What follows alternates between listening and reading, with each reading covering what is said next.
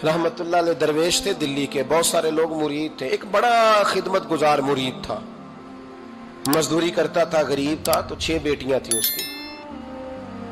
हजरत साहब के पास रोज आके कहता, हुजूर बच्चियों के लिए दुआ करें, अल्लाह कोई असबाब पैदा कर दे। एक बच्ची की शादी का खर्चा 1000 दिनार है और मैं गरीब हूं। हजरत साहब दुआ कर देते। खानका शरीफ के थोड़े ही फासले पर, हजरत जहां बैठ के मुरीदों की तरबियत करते थे, उससे थोड़ा ही फासले पर ना एक ईसाई रहता था, बड़ा मालदार था, बड़ी सारे ऊंट, गायें, भेड़, बकरियां रखी हुई थी और हजरत शरफुद्दीन रहमतुल्लाह अलैह की बड़ी मुखालफत करता था। और ये जो आपका गरीब मुरीद था, ये उसका पड़ोसी था। एक दिन बुला के ना उनको कहने लगा कि तू किधर जाके जो है वो टकरे मार रहा है, वहां से कुछ नहीं मिलने वाला। वो तुझे क्या देंगे जिनकी खानका खुद चंदे पे चलती है, मदरसा चंदे पे चलता है, मस्जिद चंदे पे चलती है, तेरी बेटी का मामला कहां हल होगा? तो उस दरवेश ने कहा कि तू मेरे पीर को नहीं जानता, तू अजय मेरा महबूब नहीं डिठा, तो पता नहीं ना, तू इस रस्ते का मुसाफिर नहीं, तू नहीं जानता, उनका बस चले ना तो वो हर कीमत में मेरी बेटियों की शादी करा दे। अब वो ईसाई था, कहने लगा अच्छा चलो ठीक है, अगर इतनी बात है ना तो जाओ उनसे जाके कह दो कि 6 साल के लिए मेरे साथ मुआहदा कर लें, तो मेरे जानवरों को चारा डाल दिया करे, 6 साल ड्यूटी करे, मैं 6000 दिनार दे देता हूं। वो मेरे साथ 6 साल मेरे जानवरों को चारा डाले, रखते हैं ना आप चारा डालने के लिए, एडवांस पैसे दे के। अब तो लोग उन्हें भी गुलाम ही बना लेते हैं, बड़ी थोड़ी तनख्वाह देते हैं, जुल्म करते हैं, पूरा मुआवजा नहीं देते। हजरत शेख शरफुद्दीन के बारे में वो कहने लगा, जब अपने पीर से जाके कह के मेरे जानवरों को 6 साल चारा डाले, मैं 6000 दे देता हूं, तू जो कहता है हर कीमत पे जाने को तैयार है। उसने जब ये बात की तो मुरीद ने नाराज हो गया, वो लड़ाई हो गई, गिरबान पकड़ लिया, झगड़ा हुआ, बात बड़ी दूर गई। इस तरह की बात करता मेरे हजरत के बारे में, तेरे जैसे कई मैं वहां काम पे रखा दूं। जब वो बड़ी बहस हुई, बात मोहल्ले में, इलाके में फैल गई, दुनिया ने सुन ली, तो शेख शरफुद्दीन तक भी पहुंच गई। इस तरह झगड़ा हुआ है। लोग सो गए इशा की नमाज के बाद। हजरत साहब ने ना सर पे कपड़ा लिया, उस ईसाई के दरवाजे पे दस्तक दी, वो बाहर आया, फरमाने लगे लोग तो सोच समझ के मुलाजम रखते हैं, तूने भी तो सोच ही लिया होगा, तभी तो मुझे ऑफर की है। तू अपनी ऑफर पे कायम है? वाकई मुझे रख लेगा और 6000 दिनार दे देगा? कहने लगा जा बाबा काम कर अपना। फरमाया नहीं, तूने इतने लोगों में बात की, इतनी बहस हुई, तो कायम है? कहने लगा मैं तो कायम हूं, पर आपने नहीं कायम रहना। फरमाया मैं सोच समझ के आया हूं। उसने कहा आप ड्यूटी करेंगे, भैंसों को चारा डालेंगे? फरमाया एक शर्त, बस जब अजान हो जाए ना तो मुझे रब की नमाज पढ़ने की इजाजत दे देना, बाकी सुबह शाम जो तू कहेगा। अगर उस गरीब की बेटियां ब्याही जाए तो मुझे और क्या चाहिए? उसकी 6 बेटियों का बोझ है उसके सर पे, तू मुझे रख ले। अल्लाह अकबर। वो कहने लगा चले पे मेरे साथ खते बंदगी कर ले। आजकल हम स्टाम करते हैं, उस जमाने में खते बंदगी होता था, गुलामी का खत, काजी शहर के पास, यानी उसका ख्याल था कि चलो स्टाम की बात करूंगा तो भाग जाएंगे। फरमाया चल मैं तैयार हूं। काजी तक गए, तय हो गया, 6000 दिनार दे दिए। हजरत ने मुरीद को बुलाया, फरमाया पुत्र ये ले जा, जा मेरी बेटियों को रवाना कर दे। कहने लगा हुजूर ये क्या कर रहे हो आप, कुछ सोचे?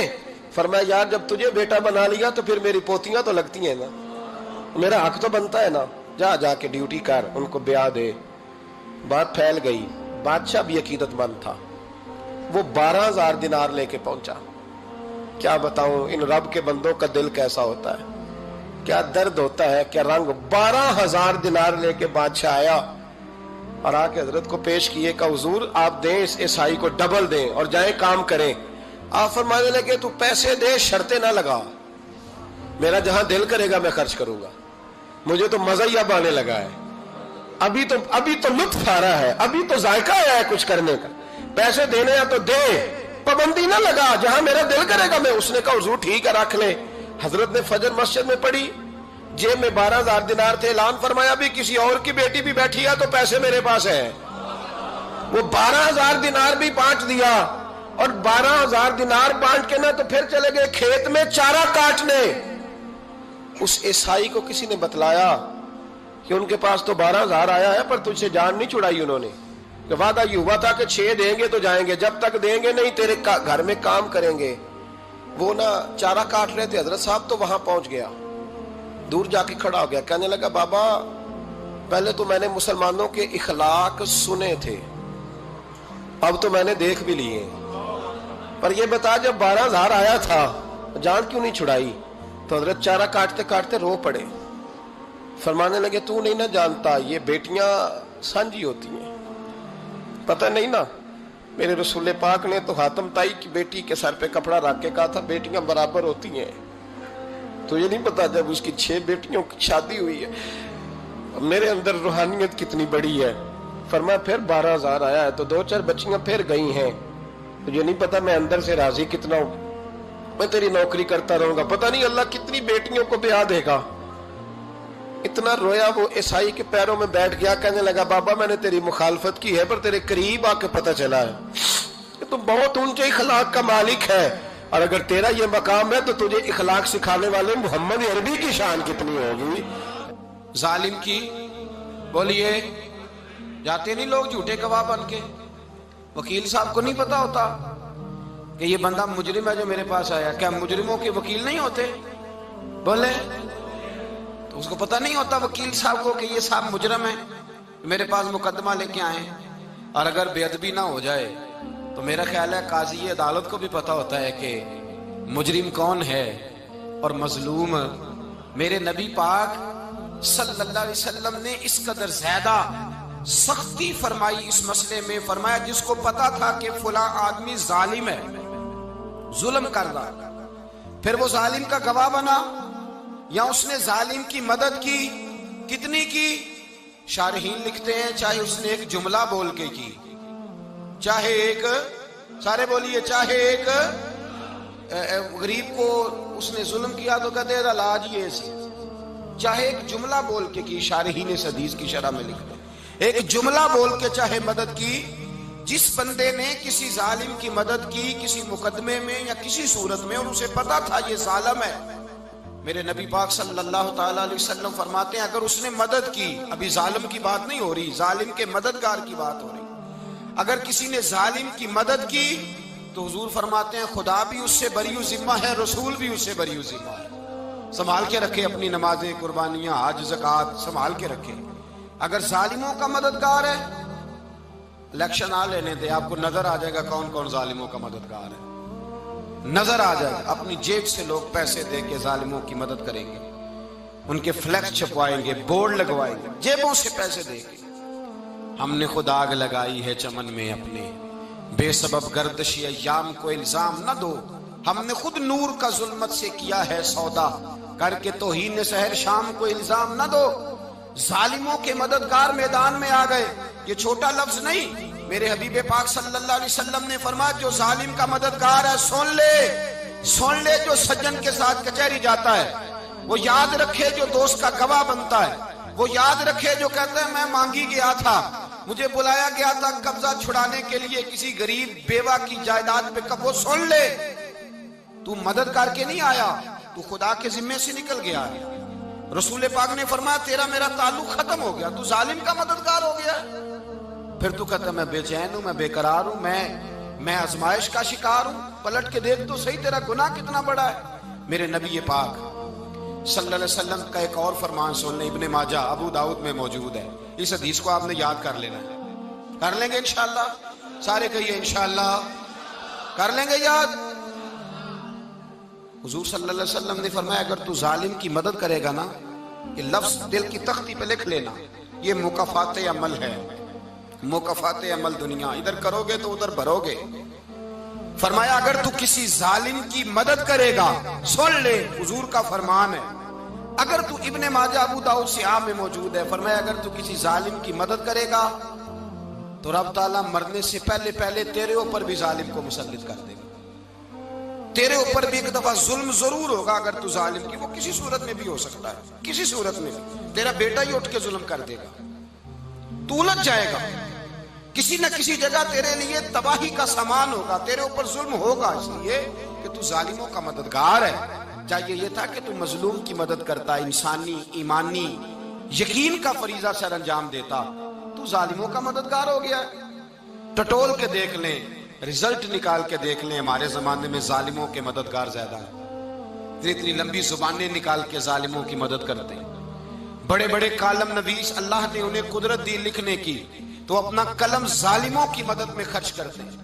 وہ لوگ جن کو اللہ تبارک و تعالیٰ نے قدرت دی، ہمت دی، طاقت دی، کچھ لوگ ان کے حلقہ احباب میں، وہ اپنے لوگوں کو استعمال کر کے ظالموں کی مدد کرتے ہیں، ظالموں کی مدد کرتے ہیں۔ میرے نبی کریم سید عالم نور مجسم صلی اللہ علیہ وسلم نے فرمایا، اگر تو نے ظالم کی مدد کی تو جب تک تو توبہ نہیں کرے گا رب تجھ سے ناراض ہی رہے گا۔ اللہ تجھ سے، او بھائی جس سے رب بھی ناراض ہو گیا، نہ کھانا نہ پینا نہ سونا نہ جاگنا نہ نیند، پھر تیری ہر چیز تیرے لیے آزمائش ہو جائے گی، پھر تیرا سایہ بھی تیرے لیے خوف کا سامان بنے گا، پھر زندگی جیتی جاگتی لاش بن جائے گی، تو اپنے کندھوں پر اپنی میت اٹھائے پھرے گا جب تو ظالم کا مددگار ہوگا۔ اور نبی پاک صلی اللہ علیہ وسلم نے فرمایا، ظالموں کا مددگار بھی ظالم ہوتا ہے، ظالموں کا مددگار بھی، سارے بولے، ظالموں کا مددگار بھی نہیں، کو نہیں، آپ سارے نہیں بولے، ایک دفعہ بولے، ظالموں کا مددگار بھی، پکی بات ہے، ظالموں کا مددگار بھی۔ اللہ اکبر، جس کا یارانہ ہو، جس کا دوستانہ ہو، جو کہے میں نے نا اس کو اوکھے ویلے کے لیے ظالم کو یاد رکھا ہوا ہے۔ کبھی مشکل میں رکھے نہیں ہوئے لوگوں نے ظالم دوست، کہتے میں نے رکھے ہوئے ہیں، بلکہ ہمارے دیہات میں تو کہتے ہیں میں نے بازو بنائے ہوئے ہیں۔ کس کو بازو بنا لیا؟ ظالم بھی کبھی بازو ہوتا ہے، جو ظلم کی تلوار لیے میدان میں کھڑا ہے۔ قارون، حامان، فرعون، نمرود کا حال نہیں لوگوں نے دیکھا؟ اپنے زمانے میں آپ نے کتنے لوگ نہیں دیکھے جن کے سائے سے، آواز سے لوگ کانپتے تھے؟ پھر پولیس کی گاڑیوں میں وہ اس طرح مردہ پڑے کہ دنیا نے تماشا دیکھا ان کا۔ یہ رنگ ہم نے دیکھے نہیں اپنے آنکھوں سے۔ فرمایا ظالم کا مددگار بھی، جو کار میں بٹھا کے لے کے گیا وہ بھی ظالم، جس نے چائے پلائی وہ بھی، جس شخص نے کھانا کھلایا وہ بھی، جو کچہری تک ساتھ گیا وہ بھی، جس نے فلیکس کے نیچے، بڑے شرابی کے نیچے چھوٹی اپنی فوٹو لگائی وہ بھی، جو ووٹ کی پرچی ڈالنے گیا وہ بھی۔ کہہ دینا باہر نکل کے کہ حضرت صاحب نے سیاسی تقریر کی ہے، کہہ دینا، پر بات تو سچی ہے نا۔ خو کرے ہم تو سے تھوڑا سا گلا بھی سن لے، خو کرے ہم تو سے تھوڑا سا بھی گلا۔ امام مالک کے پاس ایک بندہ آیا، اس نے کہا حضور میں درزی ہوں، ایک ظالم بادشاہ مجھ سے کپڑے سلواتا ہے، میں تو ظالموں کا مددگار نہیں نا۔ ایک ظالم بادشاہ مجھ سے، حضور میں تو مددگار نہیں نا ظالموں کا۔ جو فرمایا ظالموں کا مددگار بھی ظالم ہوتا ہے، تو کپڑے لے کے آتا ہے، میں سی کے دے دیتا ہوں، ذمہ داری نہیں۔ یہ ایک آدمی دکاندار ہے، اس سے کوئی بندہ چیز خریدنے آئے گا تو تھوڑی کہے گا میں نے نہیں دینی، تو دے گا۔ کوئی بندہ اگر کسی شخص سے کوئی کام کہتا ہے جو اس کی فیلڈ ہے، اس کا شعبہ ہے، اس کا معاش کا وہ سلسلہ ہے، کہتے ہیں یا رسول اللہ صلی اللہ علیہ وسلم ظالموں کا مددگار بھی ظالم، حضور نے فرما دیا۔ تو امام مالک سے بندے نے مسئلہ پوچھا، دل کی تختی پہ لکھنے والی باتیں ہیں، کہا حضور میں درزی ہوں، ظالم کپڑے سلواتے ہیں، میں تو مددگار نہیں نا۔ امام صاحب کہنے لگے نہیں، مددگار تو وہ ہوگا جو تجھے سوئی دھاگا فراہم کرے گا، تو پورے کپڑے سی کے دیتا ہے، تو خود بہت بڑا ظالم ہے، تو پورے سوٹ سی کے دیتا ہے، تو بہت بڑا ظالم خود ہے۔ مددگار تو وہ ہوگا جو تجھے دھاگا دے گا، جو تجھے بٹن دے گا، جو تجھے نلکی دے گا۔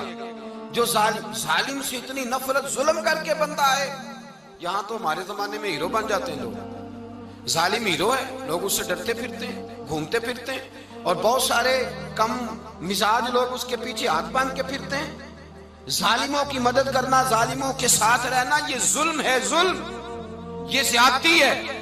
میرے نبی پاک صلی اللہ تعالی علیہ وآلہ وسلم نے ارشاد فرمایا، یاد رکھو رب فرماتا ہے میں مظلوم کی مدد ضرور کروں گا، چاہے جلدی کروں چاہے دیر سے کروں، میں مظلوم کی مدد۔ اور حضور صلی اللہ علیہ وسلم نے فرمایا ہے، حضرت معاذ بن جبل کہتے ہیں حضور نے مجھے یمن کا گورنر بنایا، جب میں جانے لگا نا تو حضور نے بڑی نصیحتیں کی، بخاری میں موجود ہے، فرماتے ہیں جب میں پلٹنے لگا تو میرے رسول نے فرمایا معاذ ایک منٹ ٹھہر جا، ایک بات میری یاد رکھنا، اس کو نہ بھولنا۔ کہا حضور کیا؟ فرمایا دیکھنا کسی پہ ظلم نہ کر بیٹھنا، کہیں تجھ سے زیادتی نہ ہو جائے۔ محبوبہ پھر حضور نے فرمایا سن میرے معاذ، میں تجھے گورنر بنا رہا ہوں، زیادتی نہ کر بیٹھنا۔ یا رسول اللہ صلی اللہ علیہ وسلم کیا ہوتا ہے؟ تو میرے کریم نے فرمایا جب مظلوم دعا کے لیے ہاتھ اٹھاتا ہے تو عرش کا مالک کہتا ہے فرشتوں پیچھے ہٹ جاؤ، عرش کا مالک کہتا ہے فرشتوں پیچھے ہٹ